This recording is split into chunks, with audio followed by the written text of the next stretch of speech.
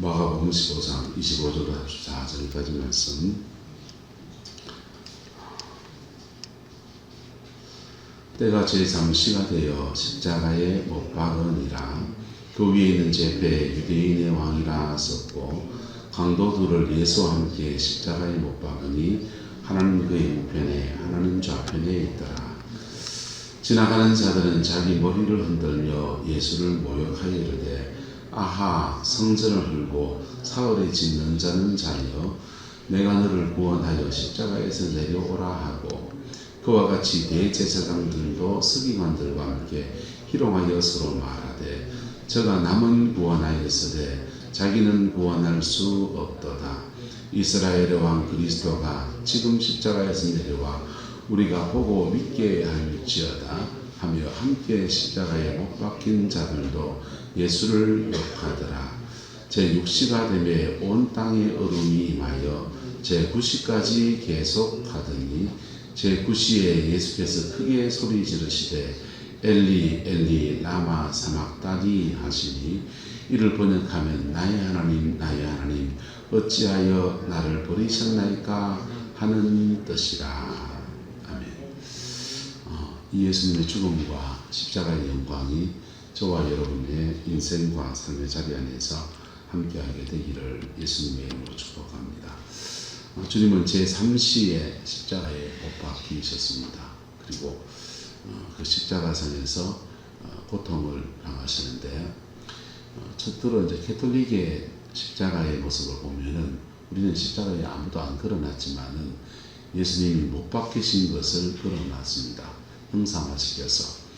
그 형상화시킨 것에는 예수님이 그 소복을 바지, 그 팬티를 입고 있는 것으로 그렇게 나와요. 근데 실제로는 아무것도 걸치지 않았습니다. 아무것도 걸지 않고 33살의 건장한 예수님이 젊은 때에 남성의 모든 그 수치를 다 드러내고서 거기 달려 계셨습니다. 9시간 동안 매달려서 고통을 겪는데 십자가상에 이렇게 달려있다가 다리가 이렇게 서 있다가 다리가 힘이 없어서 무거워지면은 몸이 처져요. 이렇게 몸이 처지면은 이제 몸이 기울어지잖아요. 기울어지면 폐가 너무 충격을 받는 거예요. 그리고는 여기 못을 여기다 박거든요. 여기다 박은 여기가 너무 땡깁니다. 그래서 이게 너무 아파서 다시 이렇게 더듬리게 되면 이제 좀 버티다가 다리가 또 힘이 없잖아요. 그러면 또 처지는 거예요. 이걸 계속 반복하면서 고통 중에 절주하다가 십자가상에 죽임을 당합니다. 고대사회에 왜 이렇게 잔인한 형벌형들이 존재했냐 하면은 특별히 이제 피지메 민족과 정복 민족 사이에 사람들을 굉장히 잔인하게 죽입니다. 그렇게 잔인하게 죽이는 왜 죽이느냐? 한 사람을 벌해서 많은 사람한테 경고를 하려고 하니까 사람을 죽여다가는 성문벽에다 더 걸어놔버려. 모가지를 걸어서. 그러면 지나가는 사람들이 다 보잖아요. 어린애부터 큰 사람까지 나이 든 사람들 다 보면서 나라에 저기 로마에 반역하다가는 저기 목 매달려 우리나라 같은 효수를 당해서 그냥 임금님께 대항하다가는 저들에게 호되게 당한다는 것들을 보여주는 겁니다. 그래서 한 사람을 벌해서 여러 사람에게 경고를 하려고 하니까 그게 아주 잔인한 형벌을 가하는 겁니다. 십자가에 달려서 죽여야 하는 것은 사람이 죽어가는 여정들을 모든 사람에게 다 보이는 겁니다. 그래서 모든 사람에게 다 보여서 아무나 함부로 그냥 대항하지 못하도록 완전히 싹을 밟아버리는 것입니다. 몽골족들은 정복을 하게 되면 저게 머리를 베는 정도가 아니고 살아있는 채로 머리 가죽을 벗겨요. 벗겨가지고는 이걸 이렇게 쭉 벗깁니다. 머리 가죽을 벗긴 것을 심지어 자기의 말머리 뒤에다가 장식물로 가지고 다닙니다. 이 손수건처럼 마르면 쪼글쪼글해지잖아요. 사람 가죽이 쪼글쪼글해지면 그거를 쭉 주렁주렁 말꼬리에다 달아붙여 다닙니다. 그렇게 해서 나는 여러 사람을 정복한 그런 정복자다. 자신이 강하다는 걸 말하고, 그리고 나한테 덤비다가는 다 이래 된다. 그래서 몽골의 그 징기스칸 이런 왕들이, 쿠빌라이 칸이나 징기스칸 같은 사람들이 정복하러 쭉 나가면은 대항하지 않으면 전 안 돼요. 대항하지 않으면, 항복하면 전 안 됩니다. 항복 안 하고 항전을 한다. 그러면 강아지 한 마리까지 다 죽어버려요. 아주 짓밟아 버립니다. 그래, 짓밟아 버려도 도망가는 사람 한 명 생기잖아요. 그 도망가는 사람 한 명이 그 소식을 옆 마을에 다 전파합니다. 그러면 그들이 정복하는데 그냥 싸그리 다 죽이다 그 다음부터 겁이 나가서 덜덜 떨면서 미리 성문을 막 열어버리는 거. 그게 이제 몽골 군대가 정복 전쟁에 승리한 원동력, 잔인하게 보여서 겁을 먹게 해서 그렇게 하는 겁니다. 예수님 죽이는데 로마의 법도 가운데서 가장 엄한 벌이 십자가에 못 박아 죽이는 겁니다. 십자가에 못 박아 죽이는 벌이고, 로마의 시민권자들에게는 아무리 중한 죄를 지어도 십자가에 못 박아 죽이지 않았어요. 그래서 사도 바울은 순교할 때 목을 쳐서 순교당했고, 베드로는 로마 시민권자가 아니니까 십자가에다 못 박아 죽였습니다. 예수님도 지금 로마 입장에서는 자기 민족이 아니니까, 시민권자가 아니니까 십자가에다 못 박아 죽입니다. 근데 이 십자가에 못 박아 죽이는데 유대인의 왕이다 이렇게 썼습니다. 유대인의 왕이다. 예수님의 제목이거든요. 그냥 그 히브리인들이 보기에는 예수님은 성전을 허는 사람이다 이렇게 죽여야 됩니다. 신성모독을 한 사람이다. 그런데 예수님을 누구 손에 지금 죽습니까? 빌라도의 손에 죽잖아요. 정치 권력의 손에 죽잖아요. 종교 권력자들은 예수님을 잡아서 심판합니다. 종교 권력자들이 예수님을 잡았어요. 근데 자기 손으로 죽이면 돌에 맞아 죽습니다. 유대인이 보면 돌에 맞아 죽이는 겁니다. 그리고 예수님을 종교 권력자들은 두 가지 제목을 삼았습니다. 하나는 성전을 헐라 내가 사흘에 일으키리라 이 말씀한 것, 성전을 모독했다. 두 번째는 네가 찬송받을 이의 아들 그리스도냐 이랬습니다. 다윗의 자손 그리스도냐가 아니고, 다윗의 후손 그리스도가 아니고 하나님의 아들 그리스도냐. 자, 하나님의 아들 그리스도냐, 이것은 예수님이 제자들이 있을 때만 하는 말씀이에요. 이 말 누가 꼬집었겠습니까? 유다가 꼬집었죠. 베드로가 고백하기를 주는 그리스도시요 살아계신 하나님의 무엇이니이다, 아들이니이다. 그래서 하나님의 아들이라고 했다. 다윗의 자손하고 달라요. 다윗의 자손은 사람이라고. 사람.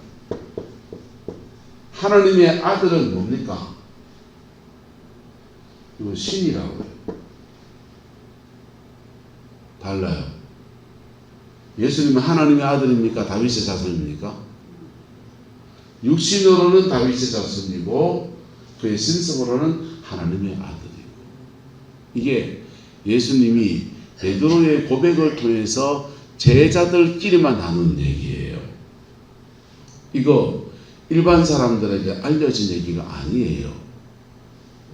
요거를 누가 꼬질렀다? 가룟유다가 꼬질렀습니다. 그래서 예수님을 종교 권력 안에서 재판을 받으면 그 사람은 성전을 모욕했다. 성전을 정결케 하고 막 비둘기 파는 자를 업고 성전을 소란케 했다. 성전을 소란케 한 겁니까? 개혁한 겁니까? 예? 예수님 성전을 개혁했습니까? 성전을 소란케 했습니까? 보는 관점에 따라 달라요. 마르틴 루터가 중세 캐톨릭 교회의 반박문을 95개조의 반박문을 걸고서 타락했다고 막 외쳐댔습니다. 하나님의 성전을 소란케 했습니까? 개혁했습니까? 말틴 루터 우리 개신교 입장에서 개혁한 거고, 캐톨릭 입장에서 어떻습니까? 성전을 소란케 한 것이지. 그래서 종교 권력 안에서는 백성들은 요구하고 대제사장과 종교 권력자들은 그가 하나님의 아들이라고 했다. 신성모독의 권력입니다. 요걸로 걸어서 재판을 걸면 돌에 맞아서 죽어야 돼. 근데 예수님을 종교 권력자들이 죽이면 예수님 죽인 죄에 대해서 민심이 자기한테 날아온다 안 날아온다? 예수님한테 병 고침 받은 사람이 있고, 예수님한테서 죽은 자가 살아나는 걸 본 사람도 있고, 친척도 있고,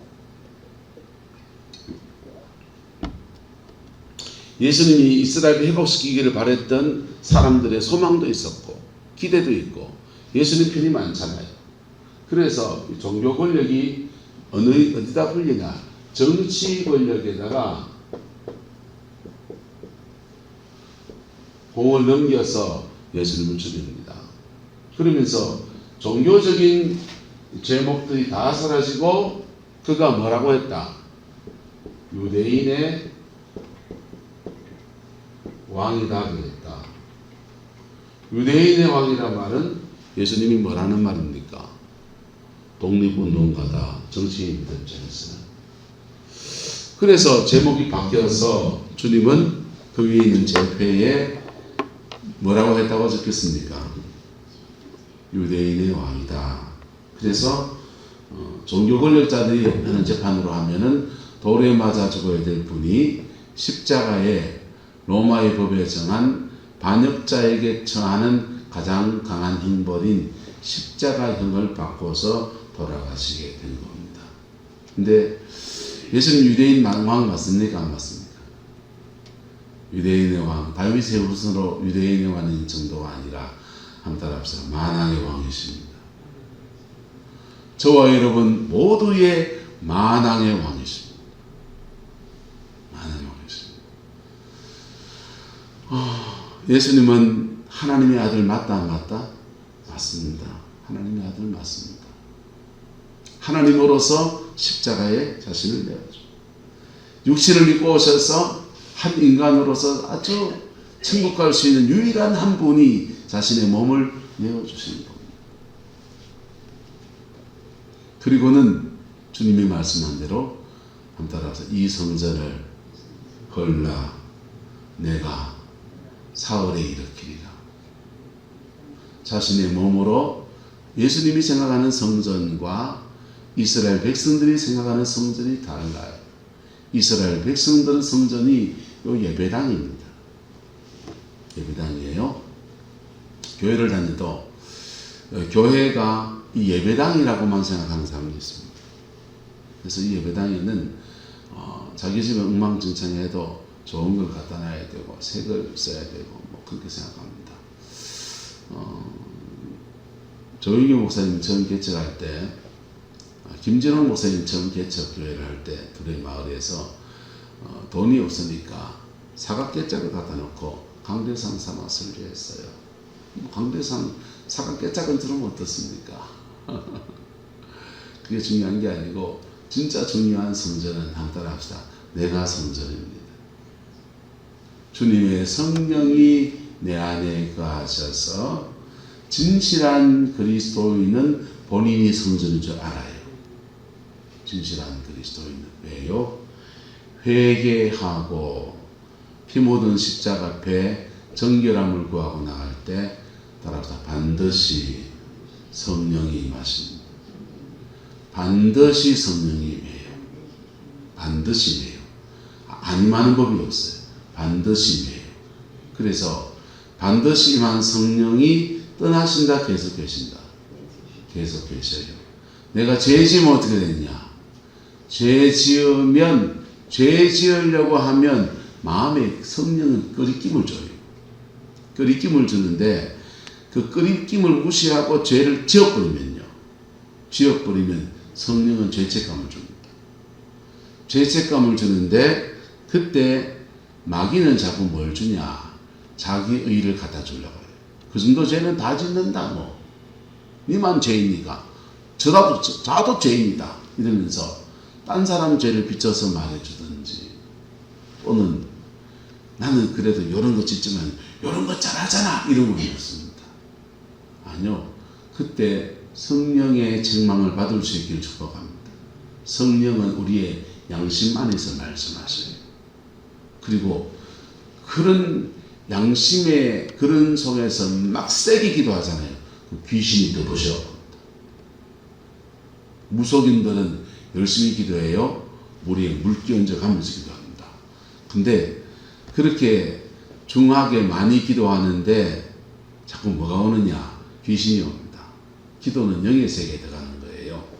영의 세계에 들어가는데 예수 보혈의 피 안에서 정결함을 입고 들어가면 자꾸 뭐가 임하시고 성령이 임하고, 죄는 다 지면서 영의 세계에 들어가면 귀신이 친구하자고 옵니다.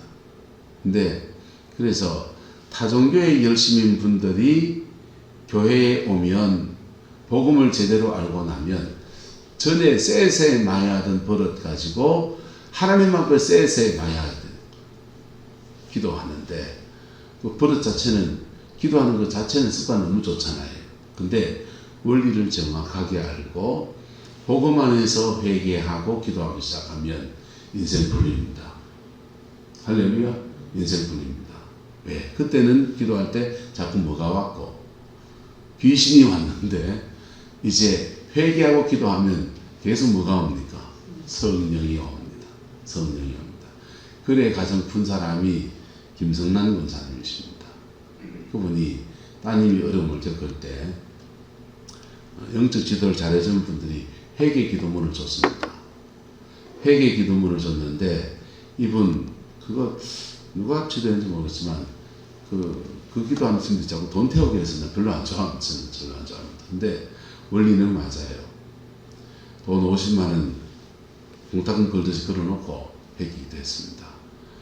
책자 보고 회개하고 성경책 얼마 매일 읽고 성경책 일정한 분량을 읽고 찬송을, 회개에 찬 찬송을 부르고 회개 기도문을 첫 페이지부터 쭉 읽어나갑니다.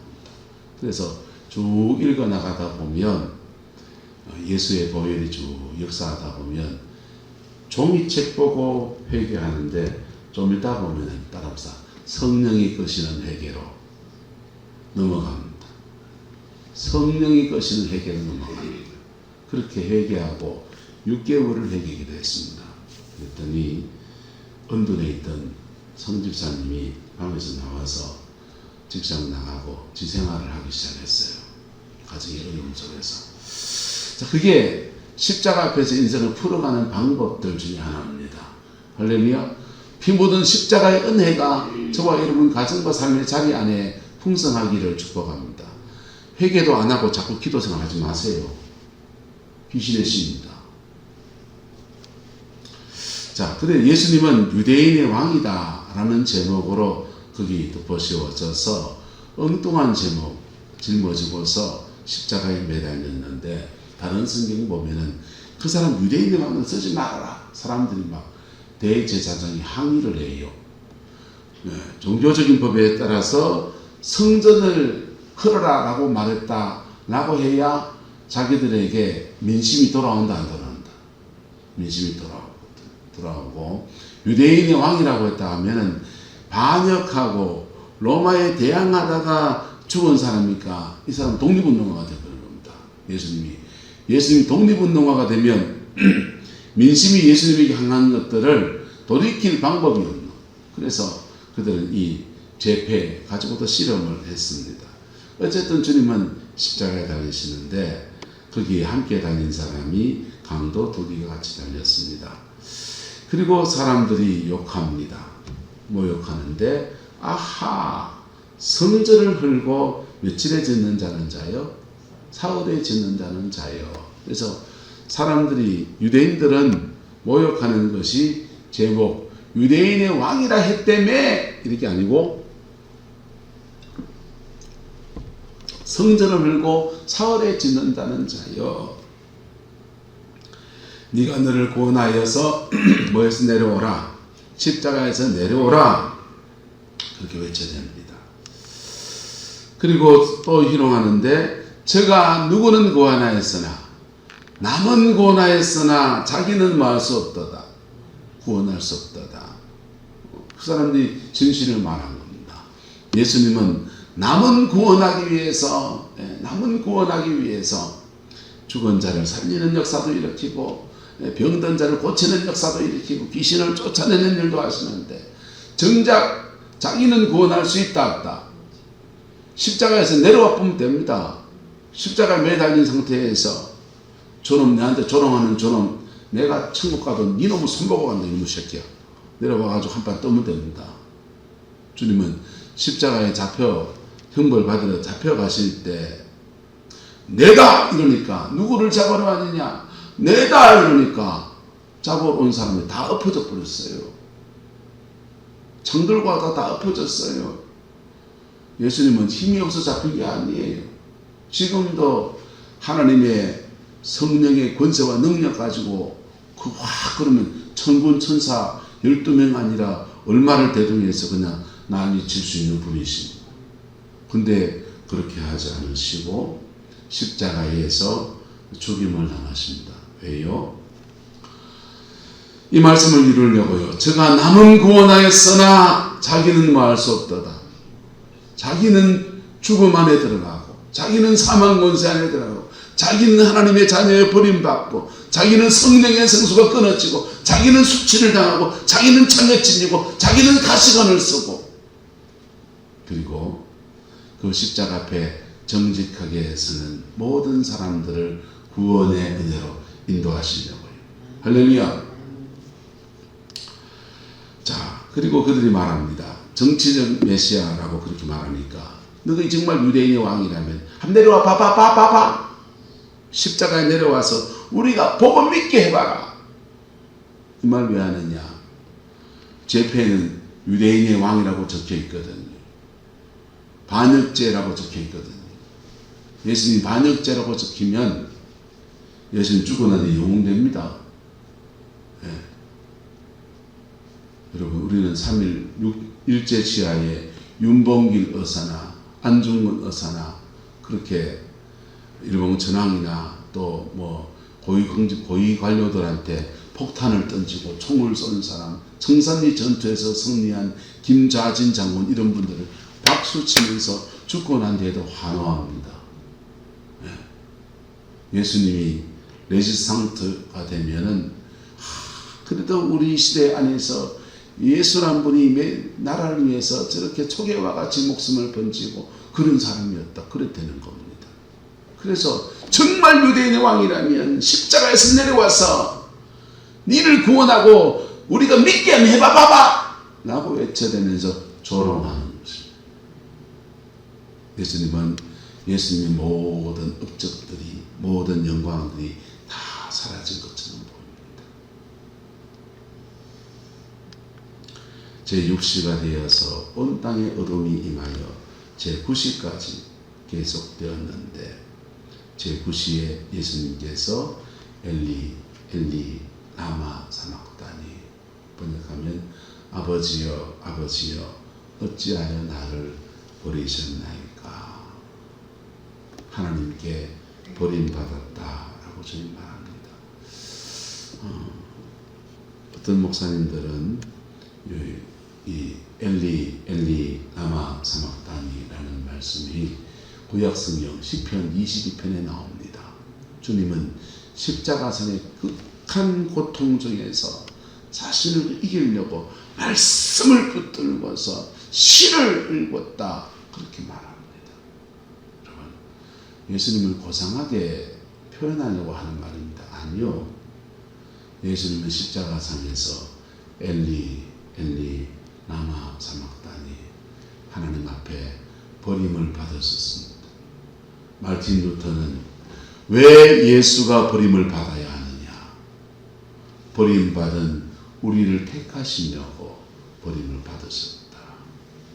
왜 예수가 빨가벗겨 수치를 받아야 되느냐? 세상 속에서 천둥벌거숭이처럼 수치를 당할 우리에게 의의 옷을 입혀주시려고 그분은 수치를 받으셨다. 왜 예수가 채찍에 맞아야 되느냐? 그가 육체가 상할 이유가 없는 그분이 육체가 상하셔서 우리의 질고를 짊어지시고 우리의 질병을 짊어지셔서 우리를 낫게 하시는 은혜를 베푸시는 역사이다. 왜 예수가 가시관을 써야 되느냐? 우리의 삶의 자리 안에서 면류관 쓰고 싶고 인생의 열매 제대로 그리고 싶은 우리들에게 가시로 만든 면류관 그분은 대신 짊어지시고 쓰시고 우리에게는 의의 면류관을, 생명의 면류관을, 영광의 면류관을 씌우게 하시려고 주님은 가시로 만든 면류관을 쓰셨다. 주님은 다 이루었다. 마지막 말씀이 다른 성경에 케켈 게스타이 다 이루었다 하셨어요. 다 이루었다는 말은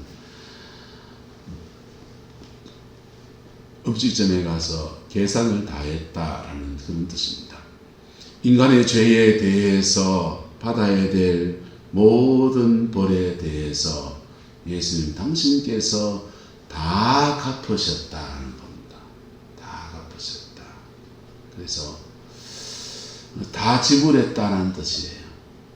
저와 여러분이 받아야 될 모든 죄와 저주에 대해서 주님은 다 지불하셨습니다. 다 지불하셨으니까 나는 그 죄로부터 죄책감이나 그 죄의 결과로 오는 질병이나 저주를 받을 필요가 있다 없다? 없지요. 받을 필요가 없지. 문제는 이 십자가의 은혜가 우리에게 오려면 따라합시다. 십자가 앞에 정직해야 됩니다. 항상 이걸 요구하는 거예요. 십자가 앞에 정직하게 서기를 요구합니다. 정직하게 안 서면 십자가의 은혜는 미루어진 은혜예요. 미루어진 은혜. 그래서 예수 믿는데 십자가의 은혜가 자기 삶에 적용돼서 인생을 푸는 사람이 나오고 몸 푸는 사람이 나오는 거예요. 네. 피 묻은 십자가 앞에 정직하기를 예수 이름으로 축복합니다. 그리고 여러분이 인생을 푸세요. 기도하겠습니다. 좋으신 아버지 하나님, 십자가 앞에 우리가 섭니다. 주께서 목숨을 주셔서 우리를 건지시는 그 은혜의 터에 우리가 믿음으로 나아갑니다. 하나님, 우리를 받아 역사해 주옵소서.